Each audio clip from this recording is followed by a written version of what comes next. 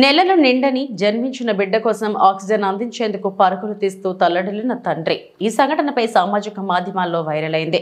తూర్పుగోదావరి జిల్లా కోటనందూరుకు చెందిన అల్లు శిరీష అనే గర్భిణిని కుటుంబ సభ్యులు మంగళవారం ఉదయం విశాఖ కేజీహెచ్ హాస్పిటల్ విభాగంలో చేర్పించారు. నెలలు నిండకుండానే ఓ బిడ్డకు జన్మనివ్వడంతో ఆ శిశువును పిల్లల వార్డుకు అనుబంధంగా ఉన్న ఎన్ఐసియులో ఉంచాలని వైద్యులు సూచించారు. దీంతో ఆ పసికందుకు ఆక్సిజన్ పెట్టి ఎన్ఐసియు బయలుదేరారు. నర్సు బిడ్డను పట్టుకుని ముందు నడవగా సమయానికి సిబ్బంది అందుబాటులో లేకపోవడంతో ఆ బిడ్డ తండ్రి అల్లు విష్ణుమూర్తి ఆక్సిజన్ సిలిండర్ను భుజాన వేసుకుని ఆమె వెంట వెళ్లారు.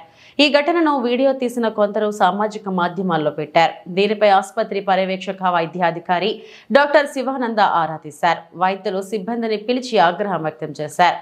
ఇకపై ఇటువంటి సంఘటనలు పునరావృతం కాకూడదని ఆదేశించారు. ఇక నుంచి బ్యాటరీ వాహనాన్ని అందుబాటులో తెస్తామన్నారు.